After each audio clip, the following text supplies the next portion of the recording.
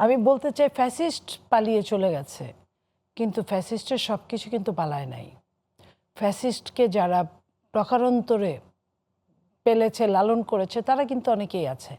এবং আপনার মনে আছে নিশ্চয়ই রাজ্জাকি ভাই, সেটা হলো যে ডিপ স্টেটের কথা কিন্তু ইন্ট্রিম সরকার থেকে বলা হয়েছিল, কিচেন ক্যাবিনেটের কথা বলা হয়েছিল। সো ষড়যন্ত্র যে ডালপালা আরও গজাচ্ছে, এটা কিন্তু বোঝা যায়। সেই বোঝা যাওয়ার ক্ষেত্রে হয়তোবা এই যে যারা, এটা দিনের মতো সত্য, আপনি যে বললেন যে তারা ছিল, তারা বলে না, এটাই সত্যি যে ফ্যাসিস্ট এবং তার দুই একটা দূষর ছাড়া প্রত্যেকেই বাংলাদেশে এই গণ অভ্যুত্থানের কাজ করেছে, এবং সেইখানে সাধারণ নাগরিকরাও, এবং সাধারণ নাগরিকরা আরও বেশি নিহত হয়েছে, শহীদ হয়েছে। তো সেই জায়গা থেকে আমি বলতে চাই যে যারা নেপথ্যে কাজ করছে এই জায়গাটায় দ্বন্দ্ব লাগিয়ে দেওয়ার জন্য, আমি প্রথমে তাদেরকে বলবো যে তাদেরকে শনাক্ত করা উচিত। মাত্র 2 বছর ফ্যাসিস্ট উৎখাতের, এর মধ্যে যদি নিজেদের মধ্যে যদি দ্বন্দ্বকুন্দল শুরু হয়, এবং এইখানে লাভবান কে হবে? ওই ফ্যাসিস্টরা লাভবান হবে, যারা ষড়যন্ত্রকারী তারা লাভবান হবে। সেইখানে কিন্তু ওই যে বলে না যে বিপ্লব তার পুত্রকে খেয়ে ফেলে, সেইখানে কিন্তু এই বিপ্লবীরা, এই আন্দোলনকারীরা, এই অভ্যুত্থানকারীরা, তারা কিন্তু মানে লসের দিকে ধাবিত হবে। এটা যে যত বড় দল হোক আর যত ছোট দল হোক, সবার জন্য একই কথা। আপনি একটা জিনিস আমি জানতে চাই আপনার কাছ থেকে। ধরেন ফ্যাসিস্ট বলতে আমরা আওয়ামী লীগ সরকারই মিন করতেছি, তাদেরকে ছড়াইয়ে দেওয়া হইলো, চলে গেল।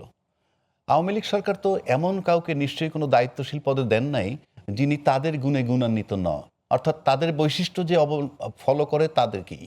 তো সেই হিসাবে যদি আমি রাষ্ট্রপতি চুপ্পু সাহেবের কাছে আসি, ধরেন চুপ্পু সাহেব যখন টেক ওভার মানে অন্তরীণ সরকার, অন্তর্বর্তীকালীন সরকার হইলো, বলা হইলো যে তাকে সরাইলে সাংবিধানিক সংকট হবে। আমি মেনে নিলাম, তর্কের খাতিরে সাংবিধানিক সংকট হইতো। কিন্তু এই সরকার আসার পরও তাকে 5 মাস রাখা হইলো। তাহলে এই 5 মাস বঙ্গভবনে যাকে রাখলেন তিনি কি ফ্যাসিস্ট সরকারের দোসর ছিলেন না? তাকে আরো 5 মাস কেন রাখতে হইলো? দেখেন, এই জায়গায় একটা কথা বলি, একজন রাষ্ট্রপতির কিন্তু তেমন কিছুই করার থাকে না। গণ অভ্যুত্থান কিন্তু তার বড় প্রমাণ। গণ অভ্যুত্থানে রাষ্ট্রপতি বহাল তবিয়তে ছিল, রাষ্ট্রপতি শপথ নিয়েছে ইন্ট্রিম সরকার প্রধান এবং অন্য সবার। সেইখানে তারপরে রাষ্ট্রপতির আর কি কাজ ছিল? ওই নামাজ পড়তে যাওয়া, বিভিন্ন প্রোগ্রামে যাওয়া, শেষে তো ইন্ট্রিম সরকারের জন্য ওটাও তার বন্ধ হয়ে গিয়েছিল। তো তার এরকম কোনো কাজ থাকে না। যখন এই সরকার, বর্তমান সরকার দায়িত্ব নিলেন, গণতন্ত্রের পথে উত্তরণের মাত্র সূচনা, সেই মুহূর্তেই দেশে আন্তর্জাতিকভাবে যুদ্ধের জন্য তেল সংকট, তারপরে হামের টিকা সংকট, একটা সরকার শপথ নেওয়ার পরে এতগুলো, এমন না রাষ্ট্রপতি অনেক কিছু করে ফেলবে। যে রাষ্ট্রপতিটা নির্বাচনের দিন পর্যন্ত ছিল, ইন্ট্রিমের 1.5 বছর পর্যন্ত ছিল, এবং ফ্যাসিস্টের সময়ও ছিল। এবং সেই রাষ্ট্রপতিকে দিয়ে কিন্তু আপনি দেখেন, সেই রাষ্ট্রপতিকে দিয়ে কিন্তু যে রাষ্ট্রপতি শেখ মুজিবুর রহমান সাহেবকে বঙ্গবন্ধু বলছে, সেই রাষ্ট্রপতি শহীদ জিয়াউর রহমানকে আপনার শহীদ জিয়াউর রহমান এবং স্বাধীনতার ঘোষক বলছেন। তো এই যে এই কাজগুলো যে করানো হলো, এটাও তো একটা কাজ। আর যেহেতু উনি পরোক্ষ গৌণ জিনিস, গৌণতার ওরকম 2 মাস আগেই কি আর 2 মাস পরেই কি, আমি এটাই মনে করি। আপনি বলতে চাচ্ছেন যে যেই ব্যক্তিকে শেখ হাসিনা নিয়োগ দিছে রাষ্ট্রপতি হিসাবে, সংবিধানে লেখা আছে বঙ্গবন্ধু শেখ মুজিবুর রহমান সাহেব যা স্বাধীনতার ঘোষক, সেটা সে পাঠ করছে তখন।